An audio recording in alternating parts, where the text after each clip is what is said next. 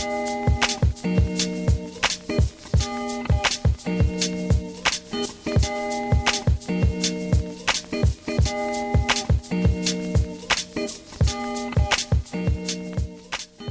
Hoppers is the new Disney Pixar film directed by Daniel Chong, written by Jesse Andrews. So Hoppers is follows Mabel Tanaka, who is a animal lover who is trying to save this like one little patch of land that is in danger of being developed by the evils of capitalism. So to do this, she uses a robotic lifelike beaver to communicate with the animals and hopefully save their habitat from destruction. And I really can't say much more without going into spoilers because I think it says a lot that this is directed by Daniel Chong, who was a writer and creator of We Bear Bears on Cartoon Network. And if you watch that show, it's like a very out there, very like oddball kind of humor. And the directions that this movie goes, it is both I'd say the funniest Pixar movie in years, but also the most heartfelt and also batshit insane because Mm. it starts as they kind of lampshade it in the trailer. It's like a PG friendly version of Avatar, but the directions it goes, especially with the dynamics of the animal kingdom, there's like elements of horror. There's like the birds in this.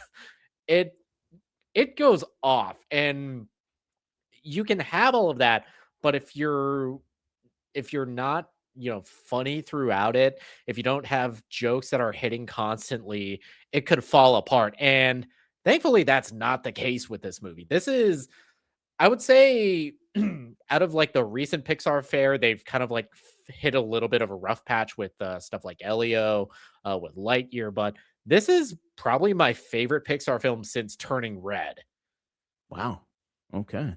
Yeah, I'm hearing great things about this movie. I'm gonna check it out this weekend there.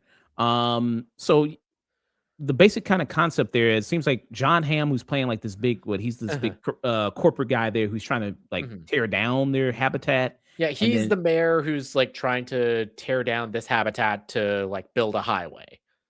mm, okay, gotcha. And what kind of movies, there are other Pixar movies, other animated movies you could kind of compare this to give people a sense of? You mentioned Avatar. Yeah, Um, Avatar, there's a little bit of that. There's a little bit of a Bug's Life, which it's a film that's also set in nature with animal characters that you could probably draw some comparison to. mm, okay. But it's like a, Avatar, it's like a creature feature at some point, eventually becoming like a killer animal horror film in some aspects. Damn. Okay. And I know, like you said, they've been kind of on a losing streak a lot. Pixar, Mhm, a lot of people going like, what was the last kind of movies they've had? And they've had also a lot of flops. You mentioned mhm. Lightyear, Elio. There wasn't a lot of people that saw that movie either. And do you think that this movie has the potential to be like a new classic? Like a lot of people are going to be seeing this? I hope so. The theater I was in, it wasn't all that packed, but I hope word of mouth does a lot for this movie. Okay. Looking at the other movies, so before Hopper, so you had Elio. Inside Out 2 came out a couple Mhm. years ago, and I Yeah, loved I Inside. love that one. I did like Inside Out 2, and that made $1 billion. That did Mhm. very, very well. Then he also had Elemental, which was, it was okay. I like Uh, Yeah, I just saw that movie for the first time. I liked it. It's good. yeah, it's alright. I think it's alright. Lightyear, not so much.